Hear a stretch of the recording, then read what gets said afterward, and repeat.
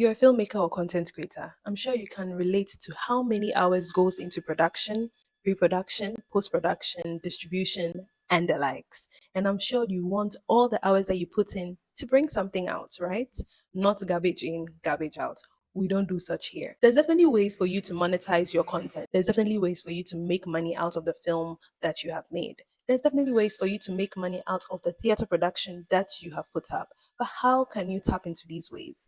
Sure, YouTube and other platforms are amazing ways that you can monetize your content, but those are not the only ways. And today's video is going to address just that. If you follow my channel, you know I was a part of the Accra Indie Film Festival last year, and it was such a great experience. As part of the many workshops that I learned so much from, this particular workshop had a lot to say towards filmmaking. It was actually titled Employability in Filmmaking and Content Creation Strategy, and it was one of the best workshops I had ever been to because these three individuals that were on the panel went in on so many ideas, so many points, so many keys that are sure to help you as a filmmaker or content creator. I know they have definitely helped me, and I know they will help you too. So, in the spirit of sharing and not gatekeeping, I'd like you to sit back, relax, and enjoy some excerpts from the workshop from panelists Tony Asankomah, who is a film critic based in Ghana, Akinnayajo Babatunde, who is also popularly known as Mr. Tunez,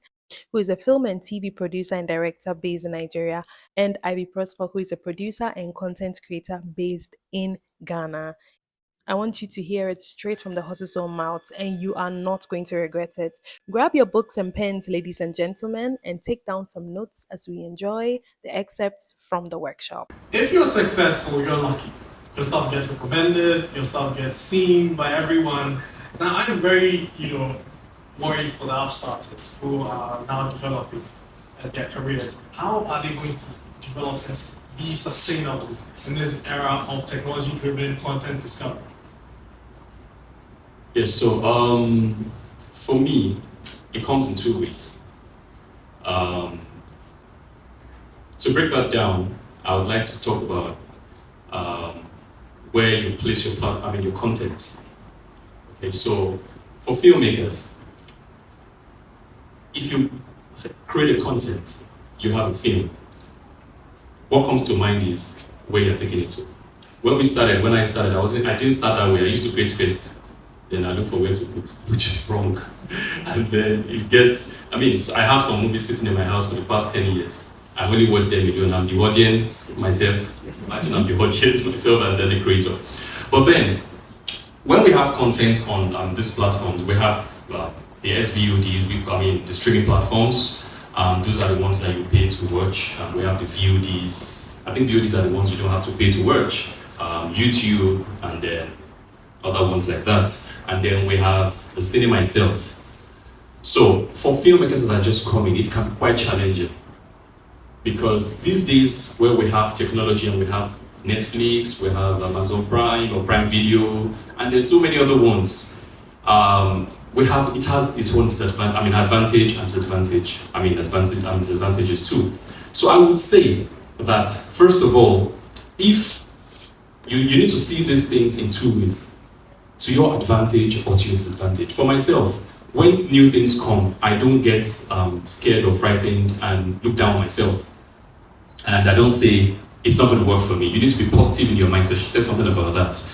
And so, you need to work towards using that platform for yourself. So if it's YouTube your content is going to, because you can't afford to put your content on Netflix, because of course, we all know that you need to have a certain level of quality to get your movie on Netflix, okay? And then there are so many parameters which I understand, he's familiar with. There's so many criteria and things they need to check before your movie can get on that platform. However, for streaming platform, it has its advantages. First of all, one, if you get your movie on a platform where people can stream, it gives you that visibility. Anybody can access your content. So whether it's on YouTube or Netflix, it's easier than when it's in the cinema. Good things always appeal to people. I've never seen anybody, say something bad about something really good, except you are truly a sadist, which we will understand. Okay? But if you see something good, I saw a movie, just a young boy the other day, I said, please, Can you watch my movie? I shot this movie with my phone. And then I saw the movie, I was touched, and I was like, did you shoot this movie with a phone or with probably like a 60D Canon camera? So no, sir, I shot with a phone, an Android phone. The clarity was point. You know, it was as if he even got a focus puller. I don't know how he did that, but it was on point. This boy is just maybe 18 years of age, and then he just wanted to create a film. That was his first piece. And I told him, please ensure that you put this movie on every available film festival. Just try. Both the free and then the cheap ones. If you don't have the money, just there are film festivals that will take $5, $2, even one, you might be lucky. Just try. But when one film festival selects your movie, that's the beginning. When one selects your movie, other people that you do not know from anywhere will come and watch. When they watch, they will give you the accolades. They will collect your contacts. You guys will get to know each other. They will introduce you to another film festival. And before you know it, you're gradually moving and increasing. And this is how it happens. So ensure that your content is very good. You don't need all the money. So yeah, the algorithm, you said that a person would be lucky when they start getting their content recommended. But I would say that it's not luck. It's what he was saying, it's putting out good content. It's putting out content that somebody is interested in. A group of people are interested in, whether you have a massive audience or like, because a massive audience would be like if you're doing content on relationships. The whole world is interested in relationships between, you know, their partners, of they're dating and they want to know A, B, C, and D. The whole world, doesn't matter if it's Ghana, Australia, you know, South Africa, you can get people watching your content because that's a universal topic.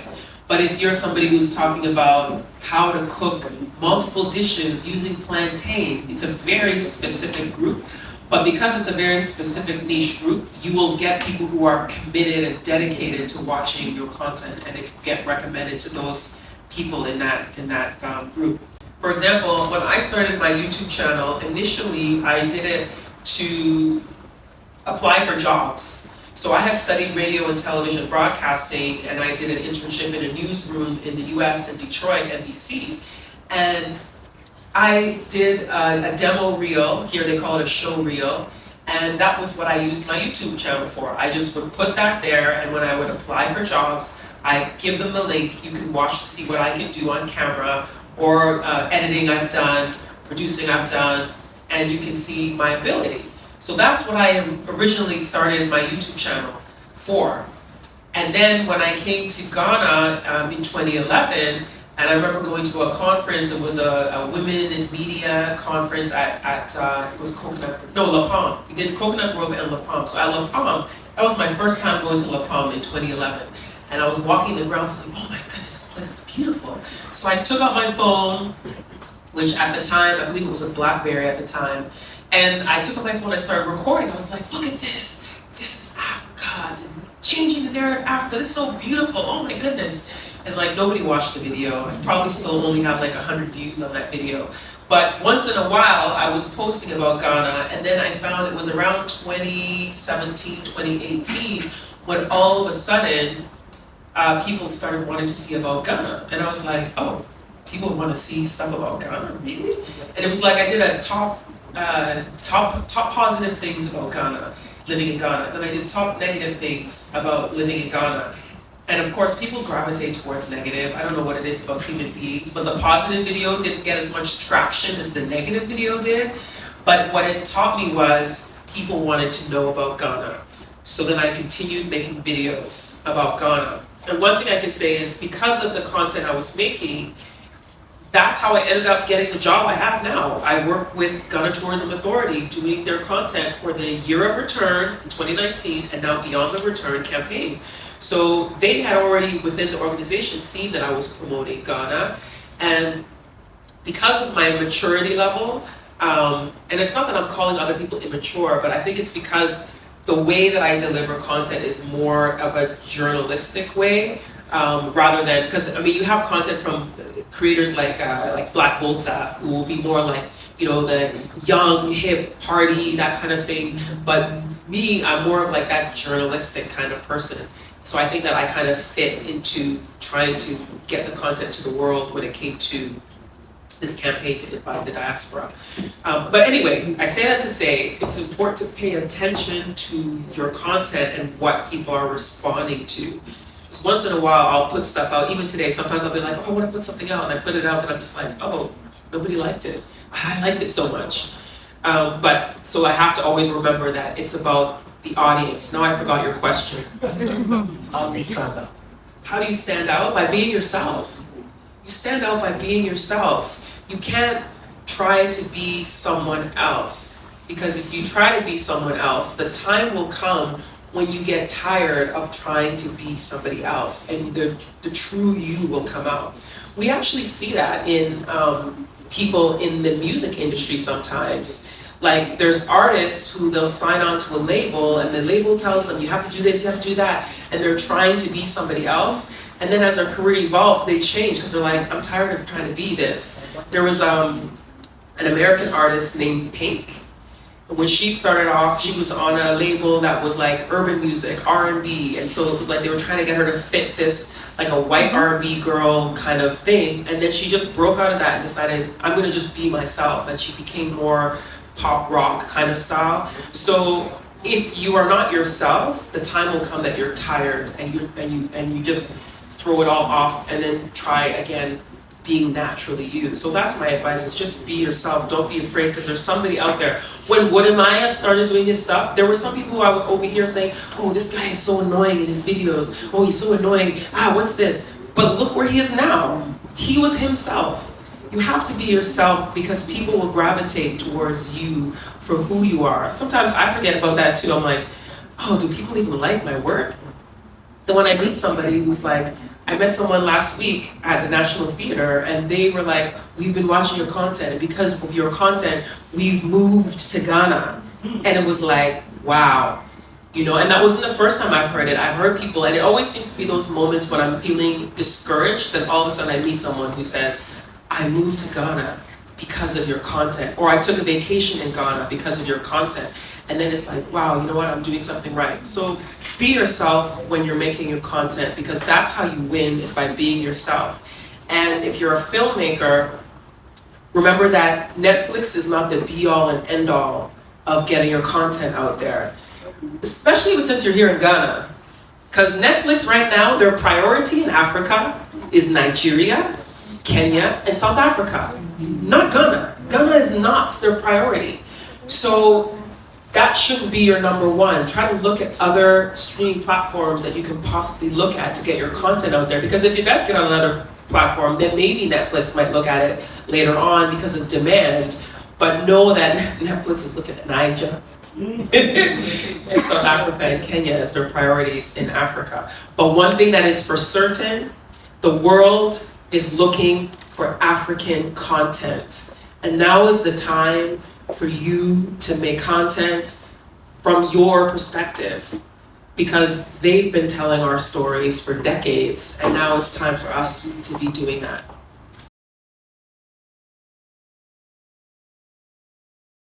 What kind of insights can you share for content creators on how they can make some money? You know, because while you're looking for that uncle, auntie, friend to help you fund that movie that you're shooting, you also need to make some money on your own, because this is the path you've taken. And obviously you're not working a 9 to 5 unless you have a 9 to 5. But if you don't have a 9 to 5, what kind of insight can you share on how people can monetize these skills in the interim while they grow? I think it's very important that you use your social media platform as a way that you can make money. So when I say that, for instance, if you are somebody who is a good editor, and then you're making reels on your Instagram page that show your ability to edit the content well, that it tells a story, you have a link. Instagram gives you, I think, up to 5 or 6 links now that you can put in your bio. And you can have that link go directly to a place where somebody can book you to edit for them. So if you're talking about yourself being a good editor, then you say the link in my bio to book me as an editor, and then that's something that you could be doing to be making money outside of the platform itself. When it comes to YouTube, they have their minimum requirements. So it's 1,000 subscribers and 4,000 watch hours in order for you to qualify to even monetize on YouTube. They do have some pre-qualifiers now that they've changed for YouTube Shorts, but YouTube Shorts does not pay even close to the long-form content. And I think it's not, I don't know if it's accessible in Ghana yet for the YouTube Shorts as far as how they've lowered the criteria, but the money coming in is not as high. But use YouTube also as a way to make money outside of the actual monetization. So there's been some YouTube people that I've seen, YouTube creators, that at the beginning of their video, for instance, there's a woman, I can't remember her channel, but at the beginning of the video, she always has in the beginning, thanks for coming to my channel. I also sell shea butter and other skincare products. And you see like, video of the skincare and then the website of, you can purchase my skincare at this website. Now let's get into the video. So she's made her initial sale in the beginning. Even if it's 100 people watching, maybe 10 might buy. Those are new clients that she's now gotten to buy stuff from her, not from YouTube, but buy stuff from her off of YouTube. So you can use your channel as a way to sell other products. There's another person who has a YouTube channel that she has people do commercials on her videos. So you'll be watching for 10 minutes, then all of a sudden she's like, now we're going to a commercial break. And she's actually edited in a commercial from like a real estate company that has paid her a certain amount of money to put an ad in her video. So then she's getting direct money from that real estate company in the middle of the video. So that's another thing that you can do as an example. So there's different things you can do to monetize yourself that's not always directly from the platforms. I think a lot of times we get so stuck on thinking, I have to have 100,000 subscribers so I can be making so much money. I have to have 10,000 views so I can be making so much money. But there's other ways that you can be monetizing. And in the description of the video, you can have links in there as well. So if you've bought something on Amazon, for example, I know a lot of people in Ghana don't necessarily use Amazon because the shipping and stuff is so expensive, but if you were using that as a platform, when you buy something, they have a creator program that you have a link that you would get a certain percentage if somebody buys that product. So there's different ways that as a creator you can look at, you can pitch yourself. People pitch themselves to me every day. Every day I'm opening my inbox and there's somebody saying, I want to do this for you, I want to do that for you, can I help with this, can I help with that? And when they're pitching themselves, that's their opportunity if they want to say, I'm charging this fee to do A, B, C, D, this is my skill set. So don't be afraid to go into somebody's inbox to pitch yourself and the ability you have to do something. But when you do, be prepared to back up what you're saying. Because I've had people pitch themselves, then when I go to their profile, I'm like, well, what's this person's going to be able to do? Like, they don't even have anything on their page. They'll have like one post. I'm like, you haven't proven anything to me that you're able to do something. So using your platform in that way to monetize, pitching yourself to different people. Maybe you sell t-shirts. You can have t-shirts that you're selling as well. The same thing that I'm saying, how that girl has the beginning of her video about skincare. You can have t-shirts, handbags, whatever products it is that you have. You can be using your platform for so many different things, but also remembering to keep it on brand, because you have to have a brand. And like I have people who ask me to promote stuff. So if somebody asks you to promote stuff, you can charge them for that as well. That's another way of monetizing. However, I also think of my brand, because I have people who send me and they're like, I want you to promote this. And I'm like, this doesn't fit in with me. People who follow me would be like, well, what's Ivy promoting this for? It doesn't make sense. So it has to also make sense. If you as a business person, if you're pitching, you also have to look at that person's body of work and see if you even fit in to what they do and what they stand for. So those are some of the tips that I have for people. You will definitely take risk, but please take reasonable risk. Okay. There are risks that you can take that can send you back to your village, and then you will remain there. And there are risks that you should take in life that will definitely lead you to where you're going. Filmmakers, let's start from here. Start from your script. I'm a producer as well. And when anytime I want to start, like I said at the time, I sit down with my scriptwriter. Please don't come up with things that will put me in trouble. You don't come and then you begin to tell me the lady and the guy, you wanted to go for honeymoon and then you went to the US. And you know we don't have money. Or how do we recreate the US in Nigeria? Only if we are going to be shooting indoors, which I'm sure Netflix might not take from you. If you are saying, if you shoot all indoor and you are saying it's the US. These are little things they look at too. But for it to be real and for people to be able to, relate more with your movie, we need to see outside. We need to see you do something on the street of New York, and even if it's just a scene, you can't tell me in the US, from the beginning of the end to the movie, you go inside the house, from bedroom to toilet. No. So don't give me sense like that. There was a guy who told me, sir, I want you to read my script. Please read my script. I have this thing for you. You will love it. And people do that a lot. It's nice. So I get a lot of emails, and I could send it I just send it to my email. When I have time, I sit down sometimes and I read through. And then I saw this young guy that wrote this script. Wonderful script. Then he wrote lots of things. Some part of the scene says that the guy, they will chase him some guns, he goes on his private jet, and then the plane flies off, and then while he's flying, you see them in the plane, talking to his colleague and that guy, things like that. The story is good. When I asked him, I love your story. Do you have money? How much do you have currently? He said, nothing, sir. How are you hoping to get the money? He said, maybe I've started talking to a few friends and people around me. Okay, good. How much are they promising you? He mentioned something very meager, very simple. I said, okay. Do you know how much it is to rent a private jet for just an hour? In Nigeria, I know how much it is to rent for just an hour. They do hourly. So if you rent for an hour, that amount can shoot 5 short films. Let alone this thing that this guy is saying, we can't finish that that particular thing, we need 2 days or 3 days to finish it. Do you have money for that? And at the end, I can tell you, I can calculate it from experience, they will not even shoot it well. Because it's complicated.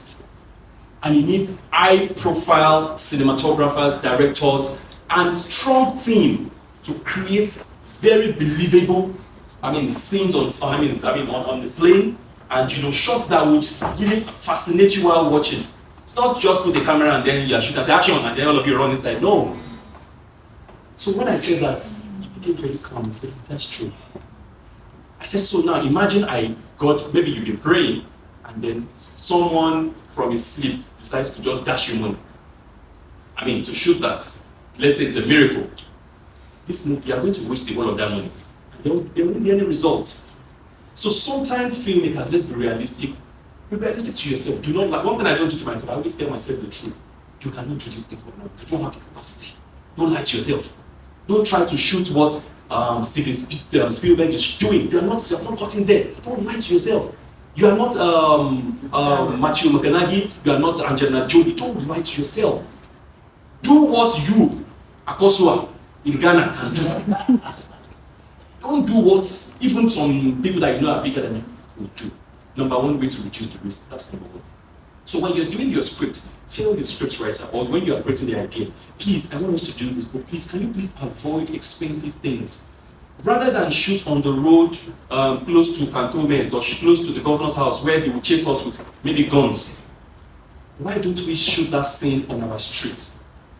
Instead of wanting to use a Lamborghini that is rich, we can run away from using the Lamborghini to establish as a rich person. We could shoot in a rich apartment where we probably will get for how many CDs for just a day. Now, if these points do not help you as a content creator, I don't know what will. As a filmmaker as well, you can definitely get some points from this particular workshop and some of the points that were given by our panelists. Thank you so much for being a wonderful audience, and I hope you've taken down as much as you can. So I'll probably put a poll down and I'll ask some questions. So if you've not watched this video, then you're going to definitely feel, because it's going to be based on what some of our panel members have said. And your girl will definitely bring you more content that will be helpful to you as someone who wants to go into filmmaking, is interested in filmmaking, is interested in content creation, or just wants to learn something new. Don't forget to subscribe to the channel, like, comment, share the video so that your friends can also learn a thing or two from our wonderful panelists. And I will see you in my next video. Bye.